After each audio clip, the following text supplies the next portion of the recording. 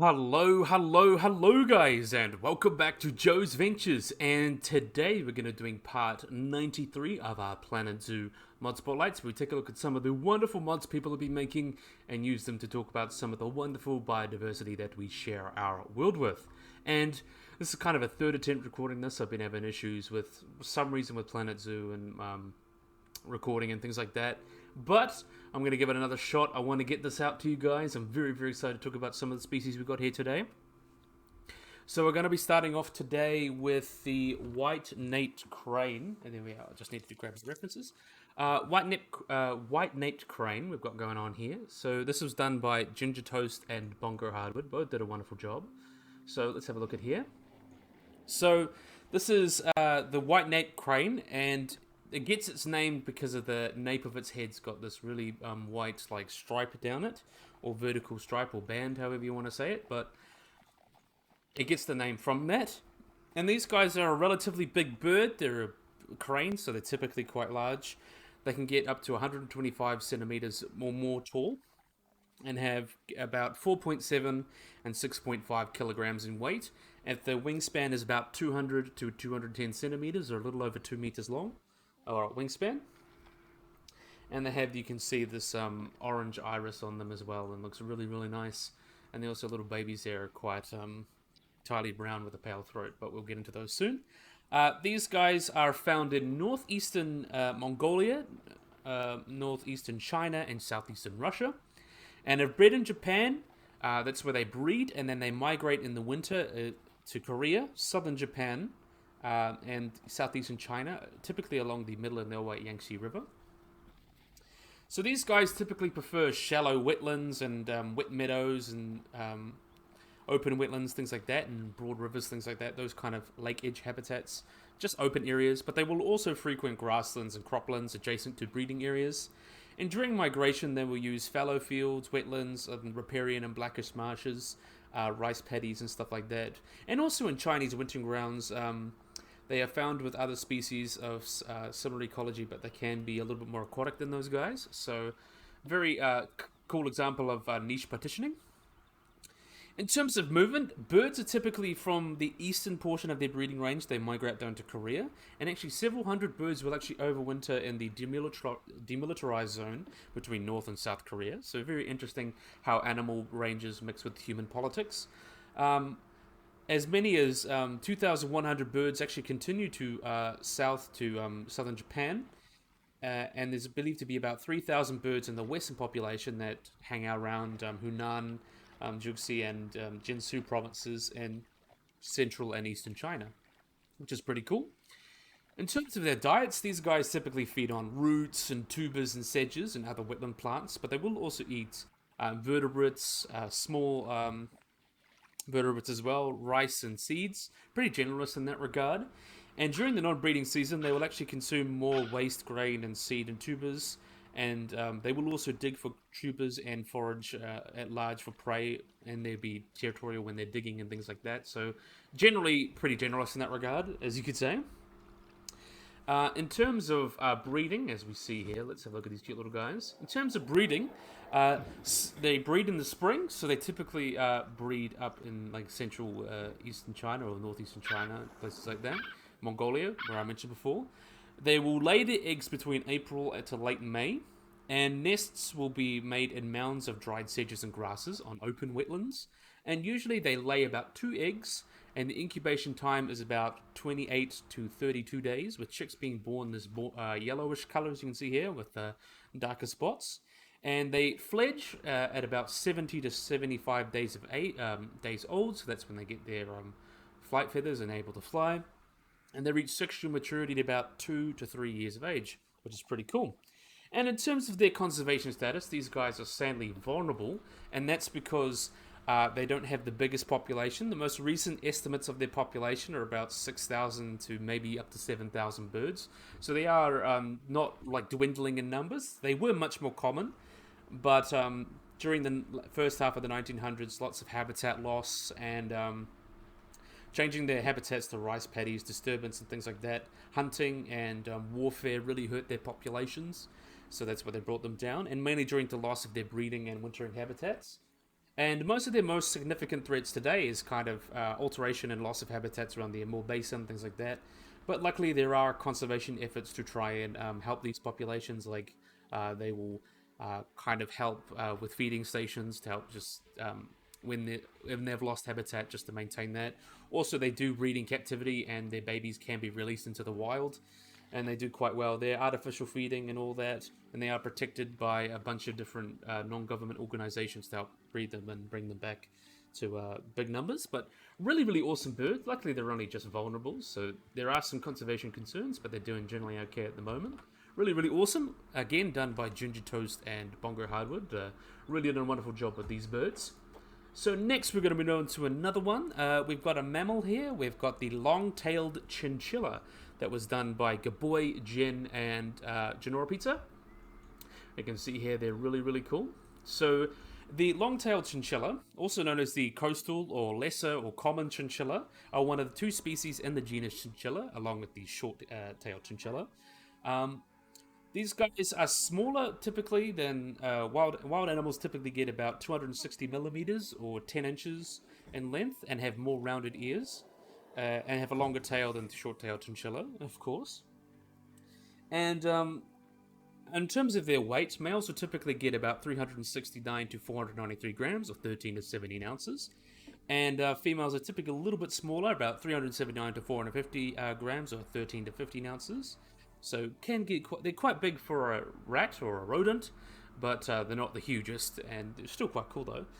Their name, Languera, which is their last name and their species name and their binomial name, actually means bearing a woolen coat, but their coat is actually not that woolly. They have very, very coarse hairs, so it's like almost like the densest out of any animal. Like it's comparable to a sea otter. It's pretty much the most dense of any land animal, and that basically makes their fur extremely soft and helps them survive in their cool habitats, as we'll get into. And one thing as well is that they have vertical slits in both eyes and have fleshy foot pads on their front hands to help them grip stuff and move things. And they have hindlimbs that are long, as you can see, are quite a bit longer than their forelimbs, which is pretty cool. So in terms of their wild ecology, these guys live in burrows and rock crevices in the Andes of northern Chile at elevations of about 3,000 to 5,000 meters or 9,800 to 16,400 feet. And in the wild, these guys will native habitats rather harsh, where they can have daytime summer temperatures of up to 30 degrees Celsius or 86 degrees Fahrenheit. And it often drops down to even just 7 degrees or 7 degrees or 45 degrees Fahrenheit, and even can often get below freezing in the winter. And they typically breed seasonally between October and December, which is the months of spring in the Southern Hemisphere, as I know, because I live in the Southern Hemisphere. But as behavior, these guys are crepuscular animals, so they come out during the twilight hours of dawn and dusk, and they are gregarious and prefer living in groups. But usually males and females have harmonious relationships with each other, and they rarely fight during the breeding and mating seasons, but they are also matriarchal animals, which is pretty cool. And look at that cute little animation there. Really, really cute. They also have a very high demand for dietary fiber, and a well-balanced chinchilla diet in captivity would be quality grass, hay, with pellets and limited amounts of fruits and vegetables. And they also be provided clean filtered water, and their feed intake is about 5 or 6 bit of their weights per day, pretty much. And when they eat, they're kind of like a squirrel. They sit and just eat their food with their hands and things like that. And they also require in captivity dust baths at least twice a week in fine volcanic ash, and that is because of their hair being so dense. And it's actually quite good for them because they like to roll and play around with it, and it's quite cute to see. So in terms of offspring, and we go find a cute little baby for this, because look how cute this little man is. How adorable is he? There's no obvious seasonal variation within the reproductive organs of chinchilla, but they can breed all year round. They breed between November and May in the northern hemisphere, and May to November in the southern hemisphere, which is depending on their native range would be in the southern hemisphere, so May to November. A female chinchilla's gestation is about 110 to 124 days, and females can have babies 2 times per year and have 1 to 6 babies per litter. And the newborn is born with hair and can run immediately after being born, and they weigh about 1.2 ounces or 35 grams after at birth. And the breastfeeding period, or this lactation period, is about 45 days or 6 to 8 weeks from the mother. And chinchillas, when they're adults, they reach adult size about 8 months of age, and then they will live for about 10 years. But there are some evidences that captive ones can live up to 20 years, which is pretty cool. And one thing that is sadly, because these guys are quite endangered, sadly. Main reason because they were hunted for their coats, which has often been made for all sorts of different hats and things. But that's part of the reason why they were domesticated, because so many people wanted their pelts for making clothes and things like that. But they actually are really endangered, and the second highest conservation priority are long Chilean mammals. So they are quite hunted often for that, which is very, very sad. But luckily, there are a lot of protections in place. And plus, living in such a harsh environment, it precludes a lot of people, unless you're really desperate or really want to get that money, you've got to go up the mountains to find them. So they're quite lucky in that regard. Really, really awesome little guys there. So that was done by Gaboy, Jen, and Genora Pizza. Next up, we've got one done by the wonderful Leaf and Mega Rex Gaming. Really, really awesome to see some extinct animals here. We have got Adelie Smilus, Kabar, which is a really cool animal. This common name given here is the Great African Sabertooth, but we'll talk about that here.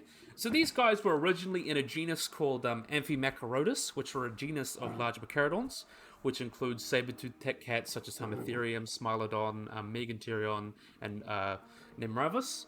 And these guys were a member of the tribe Homotheri, which include animals such as Xenosmilus, Homotherium, and Nimravus. And this Amphimacrodus pretty much lived all across Northern Africa and to North America and Eurasia around the late Miocene. But the particular species we're talking about here, which is kind of a Kabar, which is the name, which means big in Arabic, which is also a really cool fact. So these guys were recently, in 2022, were described in their own genus, which is Adelie Smilus, which means fearless saber. And these guys got quite big, and they may have weighed about 350 kilograms. And to compare, this makes it comparable to things like Xenosmilus, Macarodus horribilis, and also the slightly smaller than the largest of the macarodons, Smilodon populatar. So it was basically one of the big boys, which is really, really cool. Really, really big and wonderful animal. And in its habitat, it was found in northern Chad and the Jurab Desert, and it coexisted with a few other macarodons, including one called Lototundurus, which was like a smaller saber-toothed cat with a giant dew claw, and also early relatives of Megatherion. And also, it was actually not too different than how kind of the African savanna looks today. There was lots of really cool animals. That includes crocodiles, horses, fishes, monkeys, hippos, aardvarks, turtles, rodents, giraffes, snakes, antelopes, pigs, mongooses, foxes, hyenas, otters, honey badgers, and even an early relative of us and chimps, the hominid Salanthropus, lived in these areas. So there was been plenty of food for this guy and many other the cats and other big predators that lived in the area. And it's theorized based on the locality. This would have been on the shore of a lake, and there would have been savanna close by, but the area was generally forested. And with this high number of biodiversity, large animals showed that there was potentially a lot of food for this guy. And I got to say, I really do love this guy here. Really, really awesome. Really did come out well. Big, big fan. So next we're going to move on to, after Leaf and Mega Rex Gaming, we've got one by Narwhal. And this is a really cool little animal I love very, very much. We have got the Fishing Cat. So let's have a look over at these guys here. So this is the Fishy Cat, as I mentioned. These guys are a medium-sized wild cat from South and Southeastern Asia. And they're not very closely related to the cats you typically think of. These guys are closely related to things like the leopard cat and the flat-headed cat. And they split from the leopard cat about 4 to 1.7 million years ago. So about the Pliocene to early Pleistocene. So quite a bit of time there.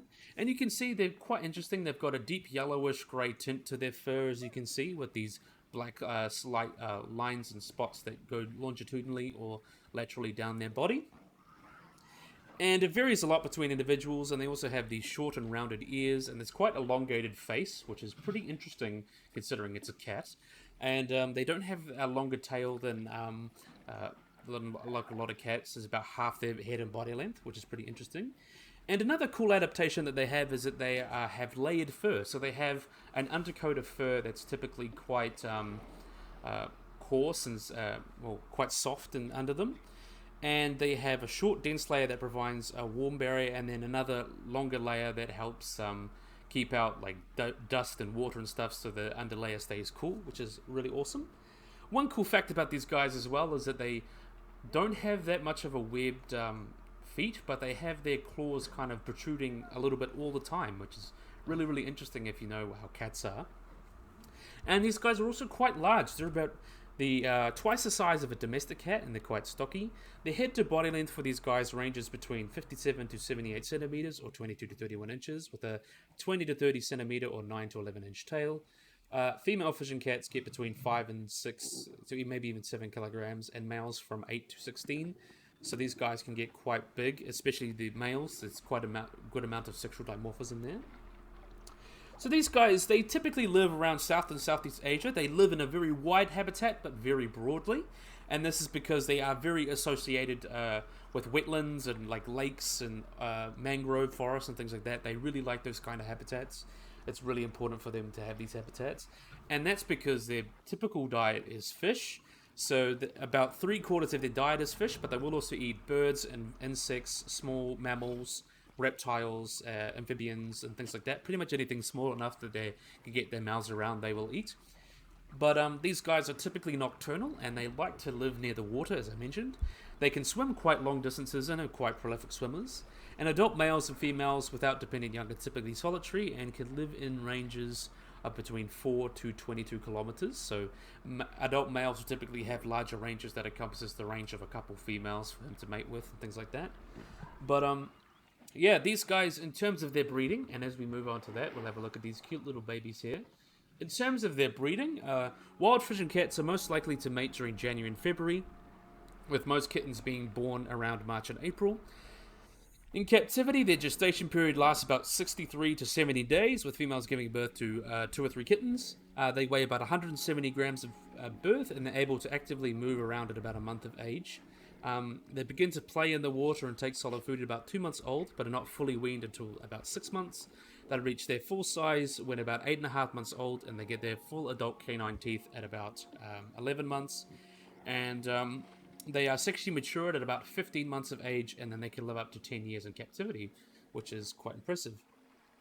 So, as I mentioned, these guys are vulnerable, so these guys do have some issues in the wild, particularly habitat destruction of wetlands, because these guys are need wetlands pretty much to live, and wetlands are kind of one of the most affected habitats generally by deforestation and things like that. This includes things like pollution and being converted into agricultural land, and also for settlements. Fishing is another big thing to these guys as well, and also targeting them for conflict as well. There were at least 30 fishing cats killed by local people between 2010 and 2013, so that's they're not good. But luckily, there are lots of conservation efforts to try and protect these guys. They're typically protected over much of their range, and they typically do well in protected areas and things like that, though habitat degradation, as I mentioned, is quite a big concern. But luckily there are initiatives and organizations trying to help preserve the habitats of these cats by collaborating with villages and things like that to slow the conversion of habitat. But yeah, they're just really, really cool animals, and how can you not love the fishing cat? Marwala did a really, really cool job depicting this really interesting species. So now let's move on. Next we have got the Iberian wolf. Really, really cool animal here. So this is a subspecies of the grey wolf, Canis lupus singalis. So these guys are a subspecies that live on the Iberian Peninsula around northwestern Spain and northern Portugal.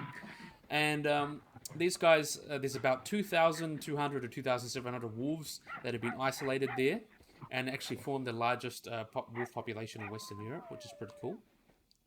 So in terms of how they look, they're not too distinct from your typical grey wolf, but there are some differences.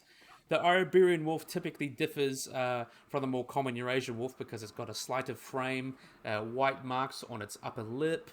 It's also got dark marks on its tail, and it's got a pair of dark marks on its front legs, which give it its name, the Singalis, or the sub-specific name, because it's got the Singalis, which means signals or marked. And it's believed that these guys split off from the typical grey wolf around the Ice Age.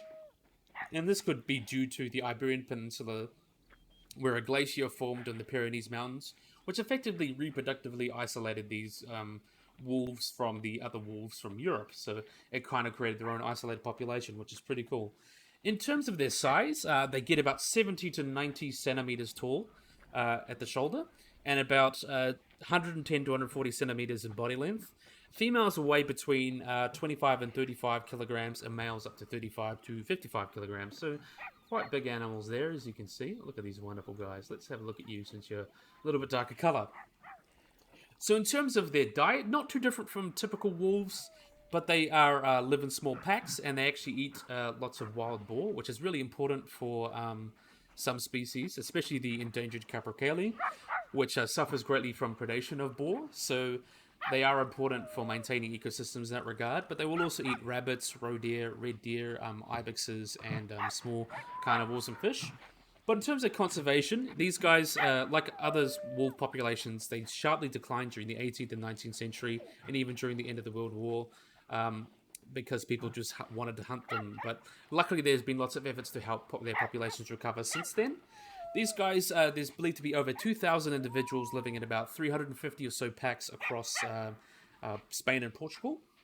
And they have been recovering, but there are issues with these guys, such as like hunting, illegal hunting, habitat degradation. But they do seem to be on the up and up and doing actually pretty well. They're considered vulnerable to subspecies. And yeah, really, really cool animals. How can you think these guys are not cute? And look at this cute little animation. So you can see this is the parents and the little baby wolf here. How are you not so cute? So Gaboy and Genora Pizza really did a wonderful job with this mod. Really cool to see some more wolves and things like that.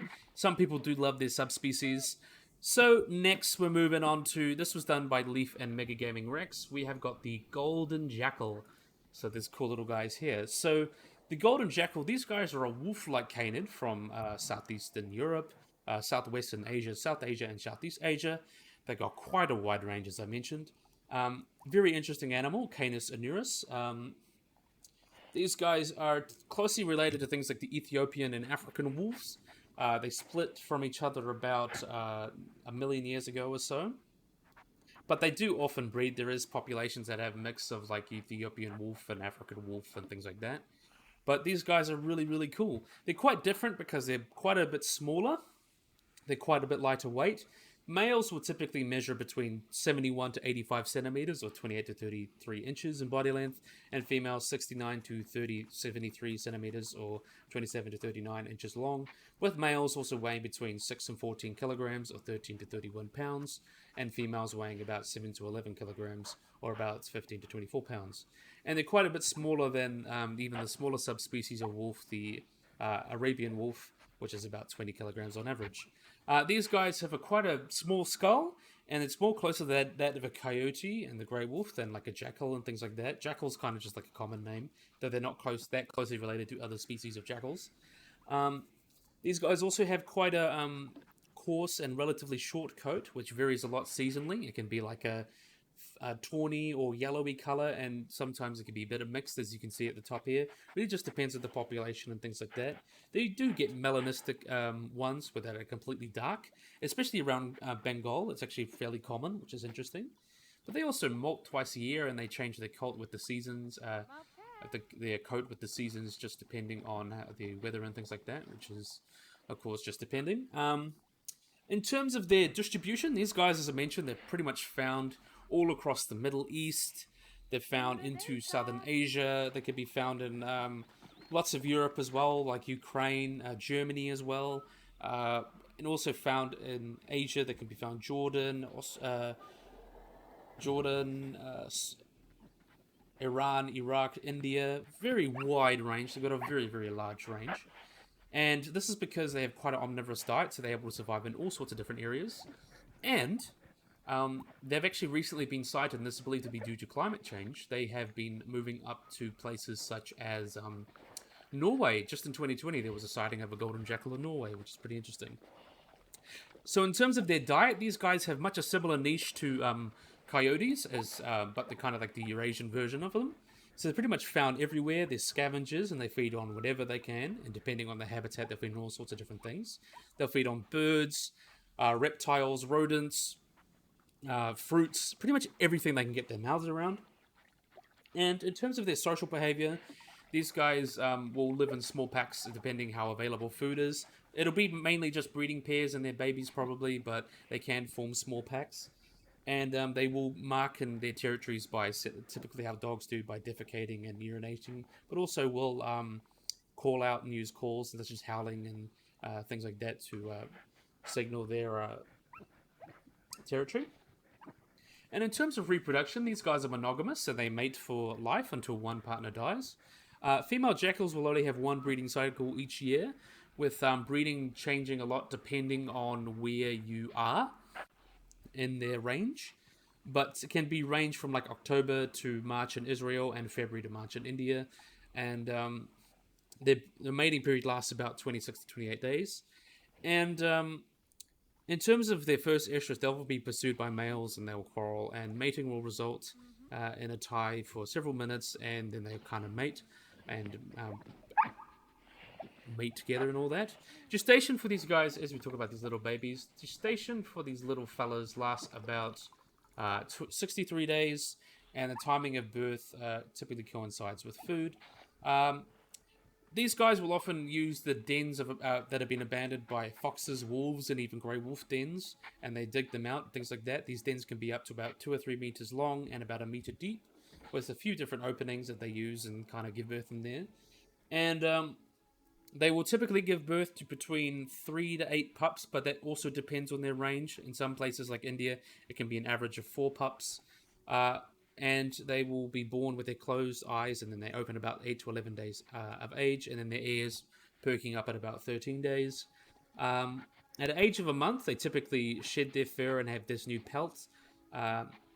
They will also, about 4 months old, they will lactate about 8 to 10 weeks, and the pups will eat meat at about 15 to 20 days of age. Then they will kind of fight and try and figure out their dominance within the group. But if these are not enough for them to all live in a group, they go off and do their own thing, which is also pretty fun. Females will reach sexual maturity at about 10 to 11 months, and males about 21 to 22 months. So in terms of foraging, these guys often hunt alone as they hunt small things, but they have been known to hunt smaller animals, or hunt like gerbils and blackbucks in packs of like a few as well, which is pretty interesting. Also langurs they've been known to hunt. And they've also been known to hunt alongside pairs of dholes, and wolves as well, and following around and trying to scavenge off their kills, along with tigers as well, which is very interesting. And yeah, they are considered least concern, so they're quite widespread. There's no conservation concerns really. And in Europe, the population of jackals is estimated to be about 70,000. And in India, it's believed to be about 80,000. So they're quite common and doing quite well across most of their range. So very, very interesting species, and I am definitely a big fan. So yeah, really, really awesome. We got the golden jackal done. So next we're moving on to some aquatic animals from the Aquaria pack. We have got here one of my favorites. This is called Remake. We've got by Jen from Buff Zoo. We have got the Leatherback Sea Turtle. Is he swimming about there? Oh, that's not what we want. There we are, Leatherback Sea Turtle. So these guys, also known as the leathery turtle, are the largest living of all turtles and the heaviest non-crocodilian reptile, which is so awesome. So these guys are quite hydrodynamic, as you can see, the most hair-shaped of all turtles. And they also have this kind of large forelimbs that can get up to like about 8 feet long, or even 9 feet long, to help them swim across and be the most effective swimmers out of all the turtles. And they also have this, like, they don't have a bony carapace like other turtles, so that's where they get the name the leatherback, because their back is almost more like leather. And they have this, like, minuscule osteoderms in it as well. And they have these, like, lines down their hair that help with swimming and stuff. It helps them be more aerodynamic, or hydrodynamic is probably the better term. And you can also see here they've got some counter shading there. You can see here that they've got a lighter underside here with these spots here, but they're generally quite a bit darker and really interesting. So in terms of their size, these guys get about 1 to 1.75 meters, or 3 to 5 feet long, and get between 250 or 700 kilograms, or 5,050 to 550 or 1,540 pounds. Though there have been reports of giant turtles getting over 1,000 kilograms, things like that. But it's really either extreme individuals and they're not really verified, so we don't really worry about that. But one interesting thing about these guys is that they have lots of adaptations to help live in cool water. So they have an extensive covering of brown adipose tissue or fat around their body. They also have countercurrent heat exchanges as well between their flippers and their core body, and all sorts of like heat exchange things surrounding their trachea. So these guys, they're also got a quite unique design which helps to help them move through water and helps reduce drag and things like that. In terms of physiology, they're quite unique, is that they are able to maintain a body temperature quite a bit higher than the water around them. And how they do this is because the muscles from their pectoral flippers, right there, their pecs, basically allows them to generate heat. And then the large size of the turtle and also the fatty tissue in that keeps the heat inside its body, so it's pretty much able to maintain a body temperature that's slightly higher than the environment around them, which is really, really cool. It's kind of like a little bit of endothermy or something like that, which is really, really cool. And they're also quite a deep diver, so they can dive up to 1,280 meters, so quite a deep diver for a turtle, and it's actually quite comparable to things such as like beaked whales and sperm whales as well, which is really, really interesting. And one thing as well is that they're also the fastest moving non-avian reptile and can swim up to about 35 kilometers an hour or about 21 miles per hour, though they typically swim at about 1 to 10 kilometers per hour or 1 to 6 miles per hour, which is pretty interesting. So in terms of their distribution, these guys can be found pretty much all across the world, from the top of Alaska and Norway down to the southernmost tip of New Zealand and South Africa and everywhere in between. The recent global nesting population is estimated to be about 26 to 43,000 females that nest annually, which is quite a bit decline from 115,000 estimated in 1980, which is a bit of a worry. But there are different subpopulations, such as the Atlantic subpopulation, the Pacific, and the Southern China population. But yeah, these guys typically live out in the open oceans for most of their lives, and they prefer deep water and things like that, and going around and pursuing prey deeper than 1,000 meters or so, which is actually quite comparable, as I mentioned, to beaked and sperm whales. In terms of feeding, these guys almost eat entirely jellyfish, but they will eat things like siphonophores and cephalopods, also small crustaceans and fish and sea urchins. But mainly, they're really important for maintaining populations of jellyfish. And one thing as well, they'll migrate across the Pacific to nesting sites and also to move around, things like that.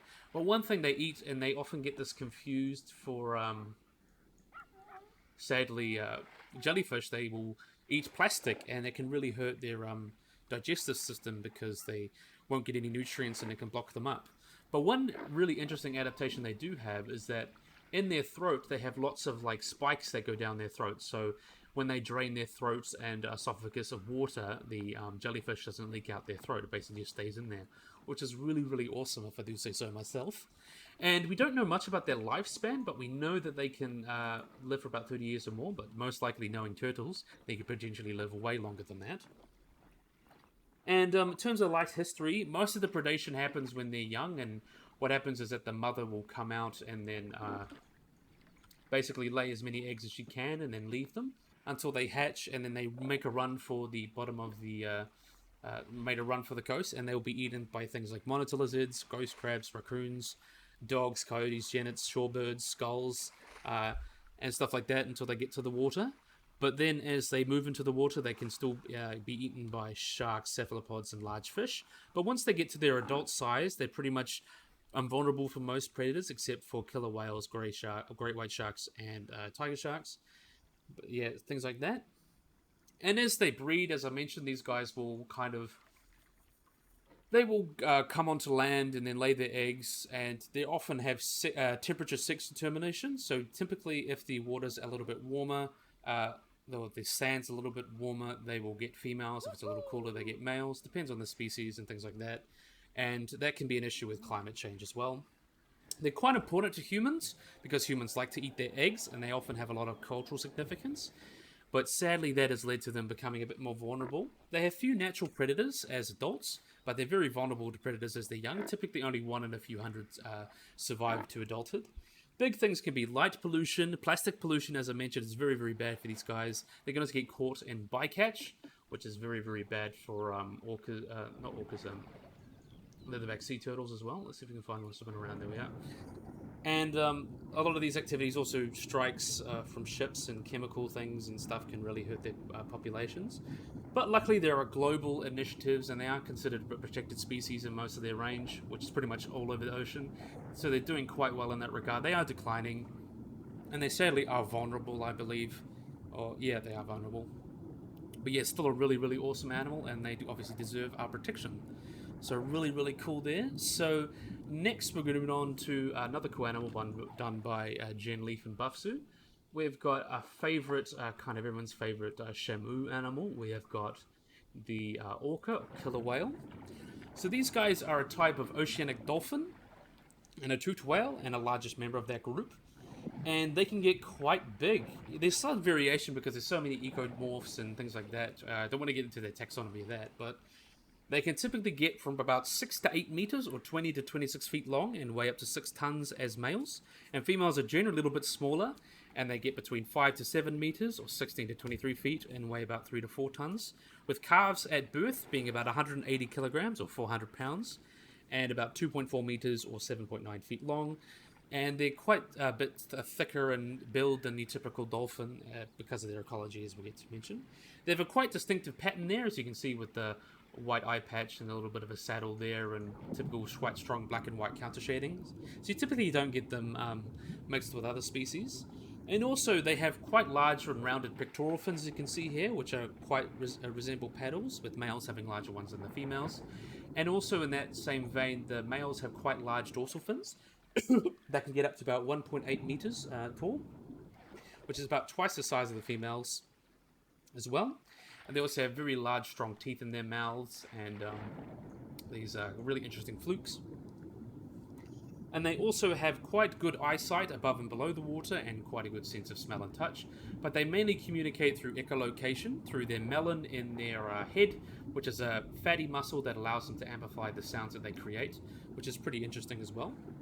And there's all sorts of variation in their colors and things like that, but really, really cool species. And they also have an insulating layer of blubber that helps protect them from the cooler water and keeps them warm. So in terms of their population, these guys and their range, these guys are found pretty much everywhere. They can be found from basically Arctic to Antarctica and everywhere in between, which is pretty cool, if I do say so myself. There are different like ecotypes and stuff that live within that and they all do their own thing, but they are quite widespread and common in that regard. The estimated population is about 50,000 individuals, but we really don't know as they're considered data deficient because there's so many different ecotypes. They could be species, things like that. We really just don't know that much about orca and populations and things like that. But in terms of their feeding, these guys are considered apex predators, so they are the wolves of the sea, kind of, and they feed on pretty much anything they can get their mouths on, with different populations eating different things. Some populations will only eat salmon, some will only eat other marine mammals, things like that, so it's quite interesting. But in New Zealand, they'll eat like rays and sharks and things like that, and a population in Greenland and Norwegian areas, they'll eat herring. Populations in the Pacific northeast or no, northwest would be eating like salmon and things like that as well, so it really just depends. They will also eat lots of mammals. Some will eat populations will eat dolphins, such as dusky dolphins, porpoises, things like that. And Arctic populations will also eat beluga whales and narwhals, and even pilot whales as well. And some, especially the transient populations, will feed on sperm whales, grey whales, and humpback whales. And they've actually been reported eating blue whales that have got up to about 22 meters long, so they typically how they hunt those is that they will basically exhaust them and then try and pile on them and try and just injure it until it obviously can't repel its attackers and stuff like that. But these guys are able, the only kind of counterpart to this is that the humpback whales are quite well able to defend themselves, and bull sperm whales are typically too much for these guys to handle. And it's actually believed that great whales would have been a great food source for the orca before industrial whaling, since there were a lot more whales in the ocean.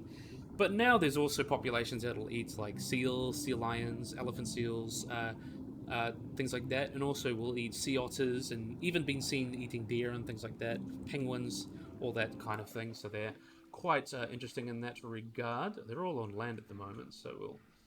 there's the two males there. We'll have a look at the other females swimming in the water there. Oh, they're all coming onto land, I think.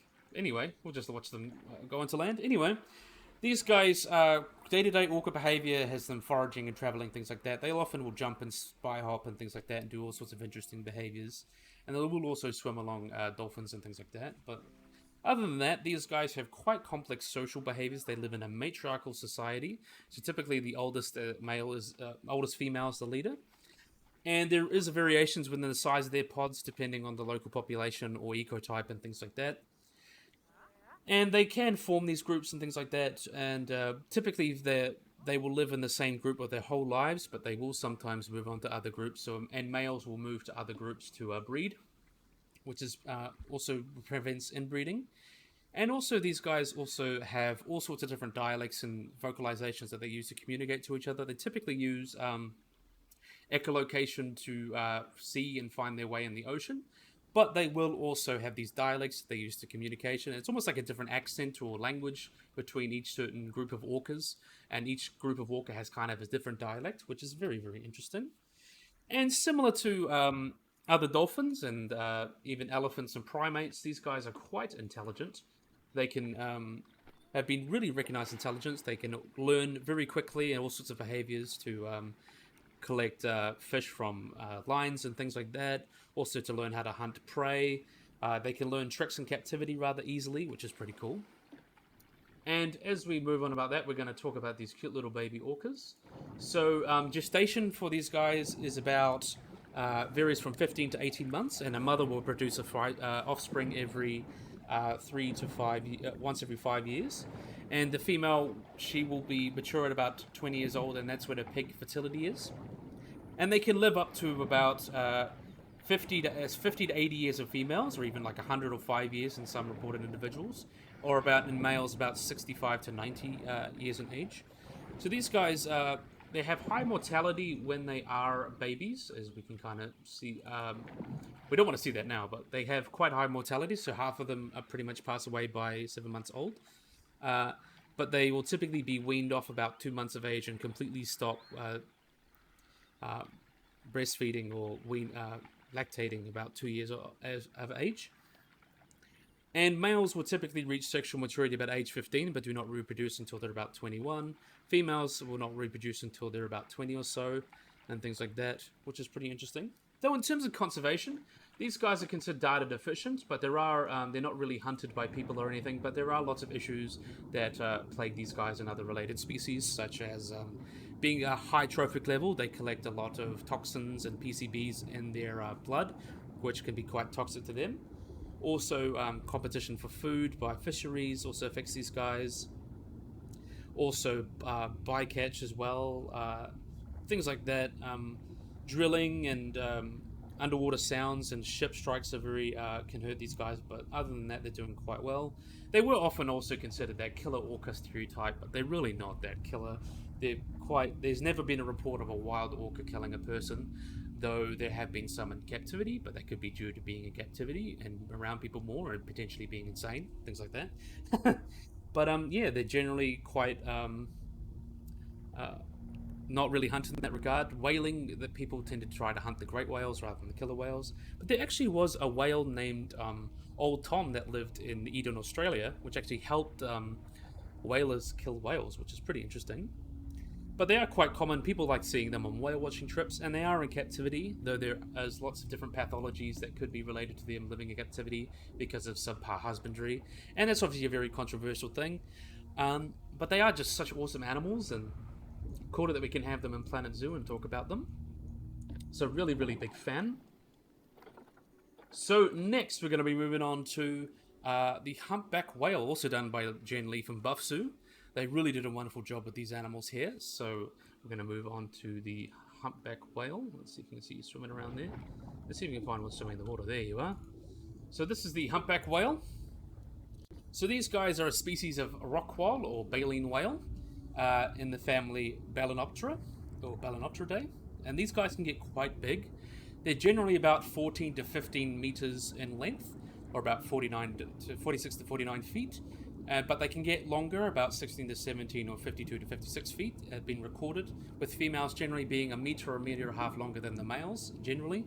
And they can weigh up to about 40 tons, and calves are born at about 4 meters or 14 feet long and weigh about 680 kilograms or 1,500 pounds. And you can see these guys have quite a distinct body to them. They have a thin rostrum, with these long flippers that can be up to about a third of their body length, with a trailing edge and lots of tubercles on them that really give them that distinct look, which often can have believed to have a sensory function as well. And they are counter shaded, so you can see they've got a light underbelly and a dark top, which helps them camouflage into the ocean, which is also pretty interesting. So in terms of their ecology and behavior, these guys are typically solitary, but they will join up in groups from time to time, other than like males and females suckling babies and things like that. But they will hang out in large aggregations sometimes, and they will interact with other whales, such as like right whales, fin whales, and dolphins, and they quite commonly jump up and breach and do things like that. They're also quite a slower swimmer than other species of rock whale, and they swim about 7 to 15 kilometers or 4 to 9 miles per hour, which is pretty interesting, but they can speed up to about 17 miles per hour or 27 kilometers per hour. These guys are not that typically deep divers. These guys will dive within 150 meters or 490 feet, but they really dive below 120 meters. And these dives are typically no longer than 15 or 20 minutes or so, and they will typically raise their flukes and stuff when they dive, which is pretty interesting. In terms of their feeding, these guys are quite generalist, and they will eat things small like small shoaling fish and krill and things like that, like mackerel, capelin, things like that. And these guys are gulp feeders, as opposed to skimmer feeders, such as right whales and bowhead whales. And one thing that these whales are known to do is bubble feed. So what will happen is a group of whales will kind of go under a shoal of fish and create a bubble net through it by blowing bubbles. And then once the fish are trapped in the bubbles, they go up and under and open their mouths and to the surface and gulp as many as fish. If you've seen some nature documentaries, they obviously have this shot a lot. And it actually is really, really fun to see whales doing that, which is always really cool. And in terms of courtship and relationships, these guys will typically mate and breed during the winter months, with the females reaching estrus and males reaching peak testosterone at this time. They're quite promiscuous, and a female will have multiple partners. And males will typically follow lone females and calves as escorts and things like that, and then they'll often fight each other, which includes tail slashing, ramming, and headbutting for the female. So boys being boys, I suppose. Let's find the baby here. Let's see if we can find a baby whale. This gestation period. Where is the babies? There's the babies. We'll talk about them while we're here. So these young whales here, they typically gestate in their mother's belly for about 11 and a half months. And the females will reproduce every 2 years or so. Humpback whale births have actually rarely been observed, but one in Madagascar was within 4 minutes, so quite fast. Mothers will typically give birth in midwinter to a single calf, and these calves will suckle up to a year, but can eat adult food at about 6 months of age. And they reach sexual maturity at about 5 to 10 years old, at different, depending on the population. And the length of maturity is about 12.5 meters, so that's their length as maturity. Things like that. And one thing that also makes the whale quite famous, or the humpback whale quite famous, is they've got very cool vocalizations, and all sorts of different vocalizations as well. They use harmonies and songs and sing to each other. Typically, it's believed to be males singing to each other, and they may have a lek breeding system. So males will try and sing out in the ocean and try and say, "Hey, I'm the biggest and bestest male. Come mate with me. Come for a date." Things like that.